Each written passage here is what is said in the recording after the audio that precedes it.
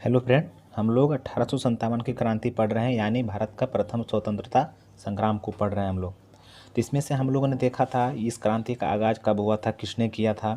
जैसे कि मेरठ के सैनिक ने किया था, है ना। इस क्रांति का आगाज़ किया था। इस क्रांति को कहाँ कहाँ किसने नेतृत्व किया था, यानी किसने प्रसार किया था।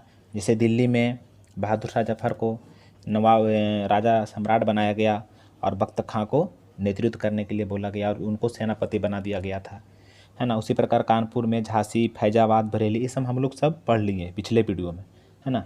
अब हम लोग आगे वीडियो में पढ़ेंगे, है ना। हम लोग ये सब भी पढ़ लिए कि कौन सा अधिकारी कौन सा विद्रोह को दबाने में, कहाँ के विद्रोह को दबाने में किनका मेन भूमिका था, इसको भी देख लिया। फिर जो 1857 की क्रांति है, इसके ये असफल क्यों हुआ, इसके पीछे क्या रीज़न था, इसके बारे में हम लोग पढ़ लिए थे। हम लोग पढ़े थे इसके बारे में कि जैसे कि नेतृत्व का अभाव था, नेतृत्व अच्छा नहीं था, नेतृत्व करने वाला जो हम लोग सिपाही थे, विद्रोही सैनिक, उसके पास से साधन की कमी था। राष्ट्रीय भावना का भी अभाव था। सब अपने अपने फायदे के लिए लड़ रहे थे। सैनिक दुर्बलता भी था, सैनिक ज़्यादा नहीं था, संचार की कमी था, जैसे टेलीफोन नहीं था, ये सब नहीं था, ठोस लक्ष्य नहीं था, ये सब रीज़न था। तो अब ये हम लोग देख लिए। फिर इसका परिणाम क्या हुआ, इसमें इसका जब परिणाम हुआ, इसका परिणाम के बारे में हम लोग देखें कि ईस्ट इंडिया जब 1857 का विद्रोह हुआ तो उससे ये हुआ कि ईस्ट इंडिया कंपनी का जो शासन था वो समाप्त हो गया। सीधे ब्रिटिश संसद से शासन होने लगा। फिर वहाँ से कानून आया, भारत सरकार अधिनियम 1858 में, इसके थ्रू शासन होने लगा हम लोग पे, है ना। और उसी के तहत फिर कैबिनेट का माने कि कहने का मतलब उसी के तहत भारत के सचिव या भारत मंत्री का नियुक्ति किया गया। फिर इसमें जब 1857 क्रांति हुआ तो फिर इसमें सेना में सुधार किया गया, राज विस्तार रोक दिया गया, बोला गया कि हम आपके अब रियासत में हस्तक्षेप नहीं करेंगे। तो यहाँ तक हम लोग पढ़ लिए थे। तो हम लोग आज पढ़ेंगे, इसी का पार्ट 3 है, जिसमें पढ़ेंगे कि जो 1857 के जो क्रांति हुआ था, इसमें प्रमुख नेता कौन कौन था, इसके बारे में डिटेल पढ़ेंगे थोड़ा सा। तो हम लोग चलिए पढ़ना शुरू करते हैं। जिसमें से एक प्रमुख था, पहला नंबर हमारी झांसी की रानी। जैसे कि हम लोग अच्छी तरीक़े से जानते हैं कि हम लोग बचपन में पढ़े थे, झांसी की रानी कविता पढ़े थे, खूब लड़ी मर्दाने वाली झांसी वाली रानी थी। तो इस कविता के जो रचनाकार थे उनका नाम है सुभद्रा कुमारी चौहान। तो झांसी की रानी के बारे में अगर हम बोलें तो इनका बहुत ही अहम रोल था 1857 की क्रांति में। ये कह सकते हैं कि प्रमुख थे ये, है ना। तो इनका जो जन्म हुआ था वो 1828 ईस्वी में वाराणसी में एक मराठी ब्राह्मण परिवार में हुआ था। झांसी की रानी के 19 नवंबर 1928 ईस्वी को हुआ था। और इसको इनका जो बचपन का नाम था, इनका नाम था मणिकर्णिका, मगर लोग इसको मनु मनु कह के पुकारते थे, इनको बुलाते थे। यहाँ पर ये झांसी की रानी की तस्वीर है यहाँ पर। तो इनको लोग मनु मनु कह के बुलाते थे और इनका नाम था मणिकर्णिका। तो इसकी जो माँ थी, फिर कुछ दिन में क्या हुआ कि इसकी जो माँ थी वो, इसकी मम्मी का नाम भागीरथी बाई और पापा का नाम मोरू पंत था। और जो कि मोरू पंत थे वो मराठी थे, तो मराठा के बाजीराव की सेवा करते थे। और कुछ दिन में क्या हुआ कि इनकी माँ गुजर गई। जब इनकी माँ गुजर गई तो देखभाल करने के लिए जो मनु थी, यानी कि मणिकर्णिका, झांसी की रानी जिसको बाद में कहा गया, है ना। तो ये इसको कोई देखभाल करने वाला कोई नहीं था। तो क्या किया गया कि जो इसके पापा थे मोरोपंत, ये बाजीराव द्वितीय के दरबार में रहने लगे। और ये बहुत ही ज़्यादा चंचल थी, जिसके वजह से बाजीराव जो थे ना, इनको छबीली कहकर बुलाते थे कि छबीली बहुत चंचल थी। और वहीं पे वो कुछ कुछ शस्त्र विद्या ली और शास्त्र की भी शिक्षा ली ये। तो फिर जब ये बड़ा हुई तब फिर जो ये रानी लक्ष्मीबाई था, इसका जो विवाह था वो मराठा का ही राजा था गंगाधर राव, इससे शादी कर दिया गया। मगर कुछ ही समय में क्या हुआ, गंगाधर राव का देहांत हो गया। तो जिसके कारण देहांत हो गया तो अब क्या हुआ भाई, तो इसका कोई पुत्र नहीं था। तो इन्होंने क्या किया कि आखिर शासन कैसे चलेगा, आखिर कोई तो होना चाहिए जो शासक होना चाहिए। तो इन्होंने क्या किया, एक बच्चे को गोद लिया जिसका नाम था दामोदर राव, और इसको गोद ले करके और फिर इसको झांसी का शासक बना दिया गया।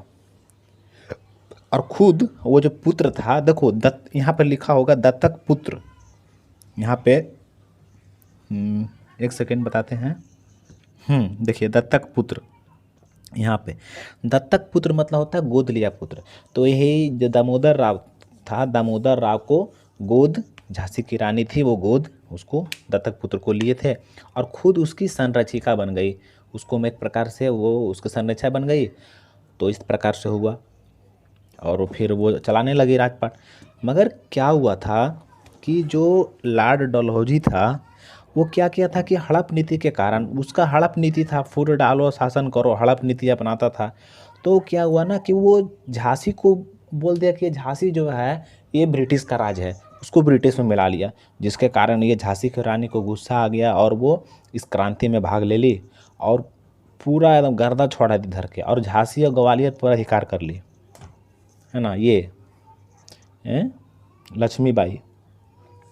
तो फिर क्या हुआ कि धीरे धीरे छोड़ा ली। तो फिर अंग्रेज अब इस पर गुस्सा आ गया। तब अंग्रेज अब इस बार क्या किए कि फिर 18 जून 1858 ईस्वी को एक सेकेंड, हाँ, तो हम लोग ने पढ़े, इसमें पढ़ रहे थे कि ब्रिटिश जो थे लॉर्ड डलहौजी हड़प नीति के कारण क्या किया, ब्रिटिश राज में मिला लिया। अब ब्रिटिश राज में जब मिला लिया राज को, झांसी को, तो गुस्सा गई और जिसके कारण वो क्या की, झांसी और ग्वालियर पर अधिकार कर ली। वही सी जो 1857 क्रांति में इसमें भाग ली और उस पर अधिकार कर ली। अब लड़ते लड़ते क्या हुआ कि इसकी ग्वालियर में ही मौत हो गया। किनका, लक्ष्मीबाई का। कब, 18 जून 1858 ईस्वी को। और वहीं इसका समाधि भी है, वहीं समाधि बना दिया गया। तो जब लड़ रही थी ना, तो इस प्रकार से लड़ रही थी कि वहीं के एक सेनाधिकारी था, अंग्रेज सेनाधिकारी कैप्टन। तो कैप्टन जिसका नाम था ह्यूरोज, क्या नाम था उसका, उसका नाम था ह्यूरोज।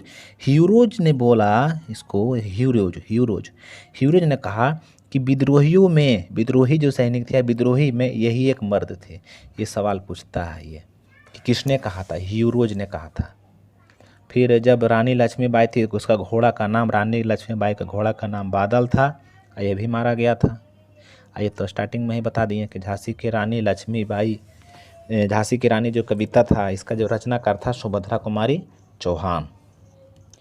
तो ये पहला विद्रोह थे जो इसमें 1857 के जो नेता थे, प्रमुख क्रांतिकारी थे तो बहुत सारा, मगर जो प्रमुख थे उसमें से पहला नंबर में ये है।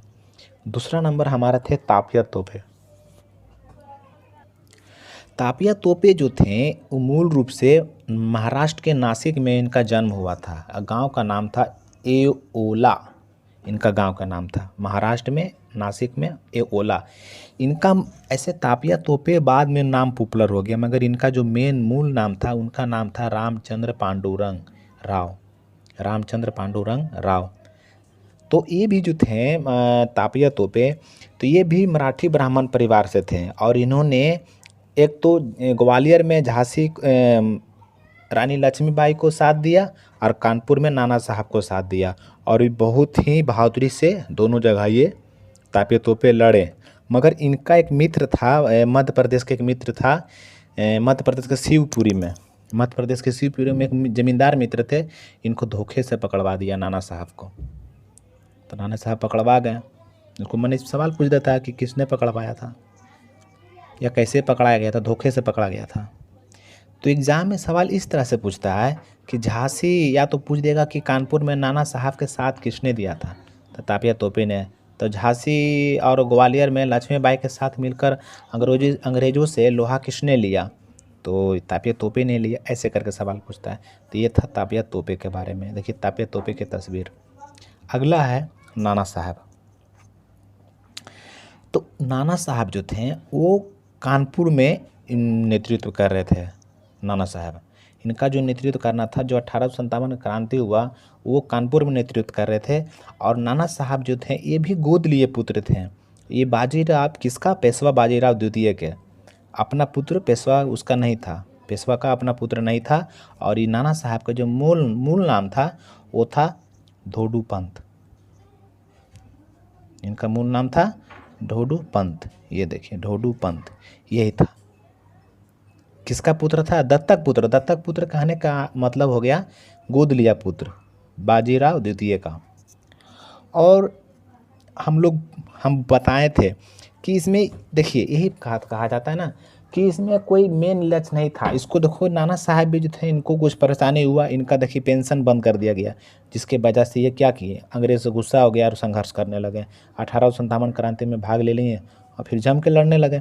मगर ये नाना साहब थे ना, ये पकड़ाए नहीं, अंत तक नहीं पकड़ाए, है ना। अंत में वो नेपाल भाग गए और जहाँ तक कहा जाता है कि ये नेपाल में ही उनकी मृत्यु हो गई 1859 ईस्वी में, नेपाल भाग गए थे नाना साहब। तो नाना साहब के बारे में इतनी है। इनका मूल नाम था धोडू पंत। तो चलिए देखिए अब हम लोग आगे देखते हैं। बेगम हजरत महल, इनका भी अहम रोल था। जिस तरह से झांसी की रानी लक्ष्मीबाई, इनका पुत्र क्या था, जो दत्तक पुत्र था, जिसका नाम था क्या नाम था उसका, जो झांसी रानी था उसका पुत्र का नाम दामोदर राव था ना। तो उसी प्रकार बेगम हजरत महल का भी एक पुत्र था, मगर वो छोटा था, वो मतलब कि जिसका नाम था विजरिस कादिर, है ना। ये भी अल्प वयस्क था, छोटा था, कच्चा उम्र था इसका। तो 1857 का जो क्रांति था, ये जो इसका जो नेतृत्व किया था, अब मतलब कि ये बेगम हजरत महल कहाँ, अवध या लखनऊ में, अवध या सॉरी यहाँ लिखा गया, अवध या लखनऊ में जो थी, एक सेकेंड, हाँ, अवध या लखनऊ में जो नेतृत्व किए वो बेगम हजरत महल ने किए। और जो कि बेगम हजरत महल जो थे ये यहाँ का अवध के ही एक वाजिद अली शाह की पत्नी थी, पहली पत्नी थी ये। कौन? बेगम हजरत महल। इसका एक पुत्र था जिसका नाम था विजरिस कादिर। ये अल्प वयस्क था, छोटा था, है ना। तो ये उसको नवाब घोषित की और अंग्रेजों को धूल खुद चटाती थी। उसको नवाब घोषित की, हाँ ये शासक है, कोई शासक होना चाहिए। आई तो नेतृत्व कर रही थी और इस तरह से कर दिए। बेगम हजरत महल भी अंत तक नहीं पकड़ाई और ये भी नेपाल भाग गए। जिस प्रकार से नाना साहब नेपाल भागे और ये भी नेपाल भाग गई, तो नेपाल की राजधानी काठमांडू, वहीं पर इनका कब्र है। यहाँ पर कब्र होना चाहिए, एक सेकेंड।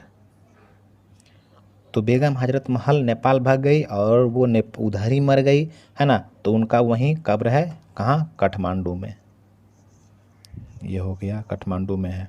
बेगम हजरत महल पढ़ ली। और हमारा जो प्रमुख था पाँचवा, ये प्रमुख था, बाकी और थे मगर उतना नहीं। तो वो थे बाबू कुंवर सिंह। बाबू कुंवर सिंह जो थे ये 80 वर्ष के उम्र में अंग्रेज को पकड़ के दांत खट्टा कर दिए थे ये बाबू कुंवर सिंह।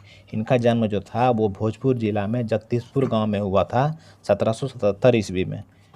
कुंवर सिंह का जन्म भोजपुर गांव में 1777 ईस्वी में भोजपुर जिला के जगदीशपुर में हुआ था।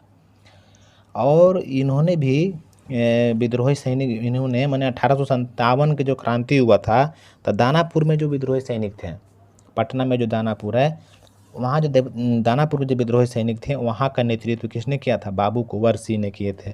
और ये तो जो कि भोजपुर में जगह था जगदीशपुर और आरा, मतलब कहने का मतलब हो गया आरा जगदीशपुर दोनों पे अधिकार कर लिए थे इतना दूर पे ये।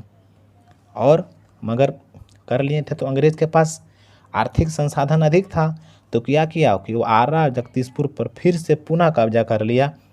मगर ये कुंवर सिंह और फिर इसका एक भाई थे अमर सिंह, दोनों मिलकर के फिर मुकाबला किए, मगर वो अंग्रेज को अथी नहीं हुआ। अंग्रेज फिर से युद्ध कर दिए और अंग्रेज फिर से मतलब बार बार युद्ध कर रहे थे। तो फिर कुंवर सिंह फिर यहाँ पे कानपुर, लखनऊ, आजमगढ़, ये सब में भी कुंवर सिंह को युद्ध करना पड़ा अंग्रेज से। कहाँ कहाँ? कानपुर भी युद्ध करना पड़ा, लखनऊ में भी और आजमगढ़ में भी युद्ध करना पड़ा।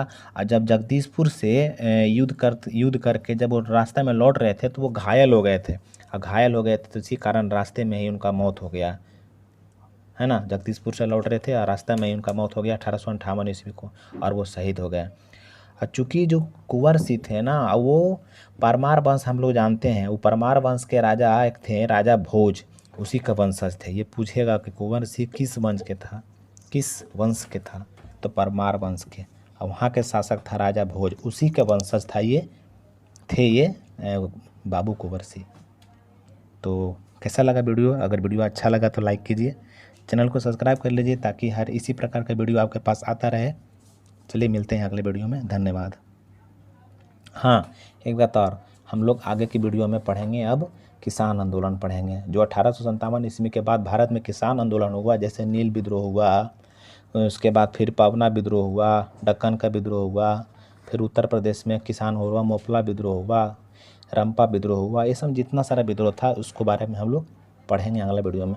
अभी बहुत पढ़ना है, अभी घबराइएगा नहीं, बहुत लंबा चलेगा। अभी यहाँ से 1857 से शुरू किए हैं, यहाँ तक पूरा ख़त्म करेंगे, उसके बाद कोई और टॉपिक चालू करेंगे फिर। तो मिलते हैं, ठीक है, चलते हैं, मिलते हैं अगली वीडियो में, धन्यवाद।